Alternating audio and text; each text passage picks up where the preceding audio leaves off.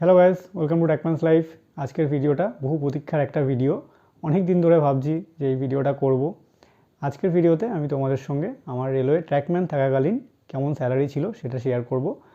আমি যখন জয়েন করি 2019 সালে, সেই সময় কেমন স্যালারি পেয়েছিলাম, আর যখন রেলওয়ে ছেড়ে আসি লাস্ট মাসের স্যালারি কেমন ছিল, এই দুটো স্যালারি কম্পেয়ার করে দেখাবো। তাহলে তোমরা বুঝতে পারবে যে রেলওয়েতে কেমন স্যালারি গ্রোথ হয়। প্রথমে বলে রাখি, আমি রেলওয়েতে 2019-এর ডিসেম্বরে জয়েন করেছিলাম। প্রথম যে স্যালারিটা পাই সেটা 89 দিনের স্যালারি। তো এই স্যালারি দেখলে তোমরা অতটা ভালো ক্লিয়ারলি বুঝতে পারবে না। আমি তার পরের মাসে, অর্থাৎ আমি মার্চ মাসে ফার্স্ট স্যালারি পাই। আমি এপ্রিল মাসে যে স্যালারিটা পেয়েছিলাম সেই স্যালারি স্লিপ তোমাদের সঙ্গে শেয়ার করব, তাহলে তোমরা একটা আইডিয়া পাবে। আর যখন ছাড়ি ডিসেম্বর 2023-এ লাস্ট স্যালারি পেয়েছিলাম। তো এই ডিসেম্বর মাসের স্যালারি স্লিপ আমি তোমাদের সঙ্গে শেয়ার করব। আমি যখন জয়েন করি তখন সেন্ট্রাল গভর্নমেন্টের 17% দিয়েছিল 7th CPC অনুযায়ী। আর যখন ছেড়ে আসি মানে এখনও 46% দিয়ে। তো স্যালারি ডিফারেন্সটা শুধুমাত্র ডিএর জন্যই হয় না, এছাড়াও আমার ইনক্রিমেন্ট হয়েছে। যখন ঢুকি তখন একটা বেসিক ছিল, যখন ছাড়ি তখন বেসিকটাও ইনক্রিমেন্ট হয়েছে। তো এই ভিডিওটা দেখলে তোমরা রেলওয়েতে কেমন ইনক্রিমেন্ট হয় সেই ব্যাপারেও একটা আইডিয়া পাবে। স্যালারি একটা বিগেস্ট মোটিভেশন একজন জব সিকারের কাছে। তো চলো ভিডিওতে আসি। প্রথমে আমি তোমাদের সঙ্গে আমার এপ্রিল 2020-র স্যালারিটা শেয়ার করব। দেখতে পাচ্ছ এপ্রিল 2020, মার্চে ফার্স্ট স্যালারি পেয়েছিলাম। তো মার্চের স্যালারি 89 দিনের পেয়েছিলাম। তো এই স্যালারি দেখে বিশাল কিছু আইডিয়া করতে পারবে না। তো চলো এপ্রিল মাসেও একদম নেট স্যালারিটা পেয়েছি, মানে এক্সট্রা কোনো অ্যালাউন্সেস ছিল না, মানে যেটা মূল স্যালারি হয়। দেখো TM4 ছিলাম তখন, আমার বেসিক পে ছিল 18। আরআরবি গ্রুপ ডির যে পোস্টগুলো সেই পোস্টের ইনিশিয়াল বেসিক পে 18,000। এর সঙ্গে সঙ্গে 17% দিয়েছিল, 3060 টাকা ডিএ পেয়েছিলাম। 1800 এইচআরে হাউস রেন্ট অ্যালাউন্সেস। আমার জেড সিটিতে ছিল পোস্টিং, তাই 1800 টাকা পেয়েছিলাম। যদি ওয়াই সিটিতে হতো তাহলে এই 1800 জায়গায় 3600 পেতাম। আর যদি এক্স সিটিতে পোস্টিং হতো, অর্থাৎ শিয়ালদা, হাওড়া, একদম প্রপার ব্যান্ডেল, তো এরকম জায়গায় পোস্টিং হলে 5400 টাকা এইচআরে পেতাম। তো যাই হোক 1800 টাকা এইচআরে। আর টিএ বা ট্রান্সপোর্ট অ্যালাউন্সেস, এটা সব গ্রুপ ডির পোস্টে, মানে সব পোস্টেই দেওয়া হয়, তখন 1053 টাকা ছিল। আর রিক্স অ্যান্ড হার্ডশিপ অ্যালাউন্সেস ট্র্যাকম্যানরাই অনলি পায়। তো এই রিক্স অ্যান্ড হার্ডশিপ অ্যালাউন্সেস 2700, এটা পুরো ফিক্সড। তো এই দিয়ে আমার গ্রস স্যালারি দাঁড়িয়েছিল এপ্রিল মাসে 26,613 টাকা। সেখান থেকে এনপিএসের জন্য কাটে কিছু টাকা। এনপিএসের জন্য যারা এমপ্লয়ি হয়, এমপ্লয়ীদের বেসিক প্লাস ডিএর 10% কাটে এমপ্লয়ীদের থেকে। আর এর 14%টা দেয় গভর্নমেন্ট দিয়ে যে এনপিএস ফান্ড, সেই এনপিএস ফান্ডে টাকাটা জমা হয়। তো আমাদের কাছ থেকে বেসিক প্লাস ডিএর 10% টাকা কাটা হয়েছিল, তো 2106 টাকা। এটা হলো রেলওয়ে এমপ্লয়ীদের যে ইন্স্যুরেন্স আছে সেই ইন্স্যুরেন্সের জন্য। আর ওয়েস্ট বেঙ্গল গভর্নমেন্ট একটা ট্যাক্স কাটে 150 টাকা, এই ট্যাক্স। তো এইসব রিকভারিজ 2886 টাকা হয়েছিল। সব কেটে কুটে নেট পে এপ্রিলে পেয়েছিলাম 23,727 টাকা। এটা ছিল আমার সেকেন্ড স্যালারি যেটা ঢোকে। আর বুঝতেই পারছো আমার ট্র্যাকম্যান ছিল তখন 17% দিয়েছিল, তাই 23,727 ছিল তখনকার নেট পে মানে এই অ্যামাউন্টটা ব্যাংকে ঢোকে।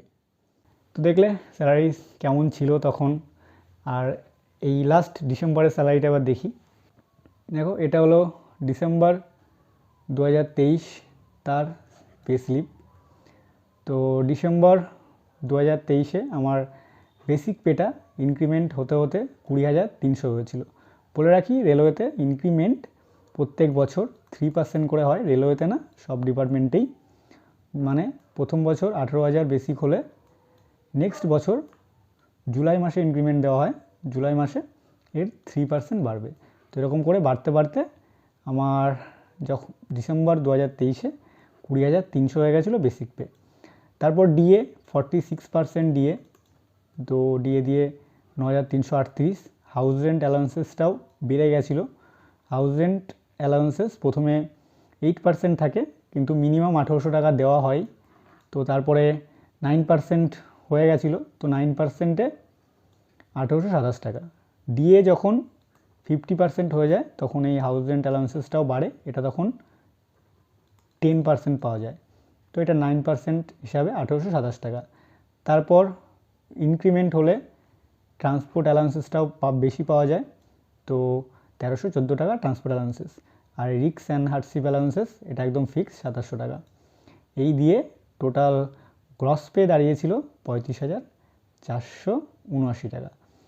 তারপর সেই এনপিএস, প্রফেশনাল ট্যাক্স, ইন্স্যুরেন্স এসব কেটে কুটে 3144 টাকা হয়।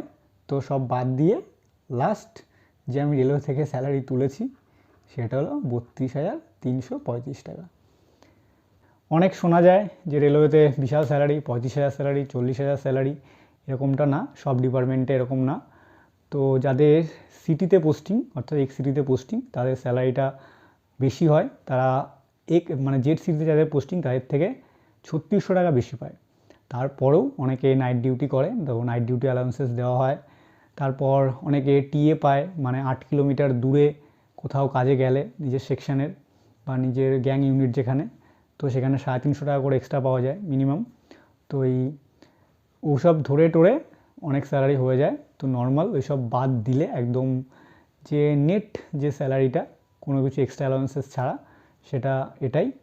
আর ওয়ার্কশপে যারা পোস্টেড, যারা অন্য ডিপার্টমেন্টে, তারা কিছু ইনসেন্টিভ পায়, তো ওই ব্যাপার পুরো আলাদা।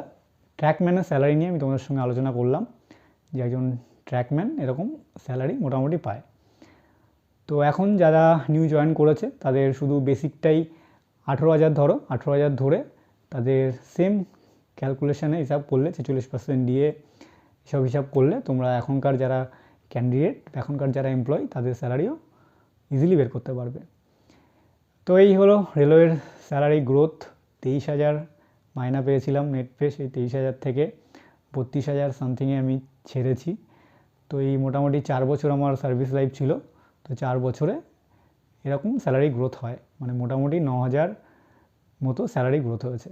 সব ডিপার্টমেন্টে সেম না, অনেক ডিপার্টমেন্টে আরও অনেক স্যালারি পাওয়া যায়। আমি কোনো প্রমোশন পাইনি, ট্র্যাক মেনটেনার 4 হিসাবে জয়েন করেছিলাম। ট্র্যাকম্যান 4-এই রিটায়ার বলছি, মানে রেজিগনেশান দিয়েছি বা রিলিজ পেয়েছি ট্র্যাকম্যান 4 হিসাবেই। তো আমার স্যালারি ওই জন্য এই বেড়েছে। তো যাই হোক, ভিডিওটা এটুকুই ছিল। আশা করি স্যালারি নিয়ে তোমাদের যে কনফিউশন বা ডাউট ছিল সেটা মিটেছে। চলো, বাই, টাটা, টেক কেয়ার। আবার দেখা হবে পরের কোনো একটা ভিডিওতে। ভালো করে পড়াশোনা করো।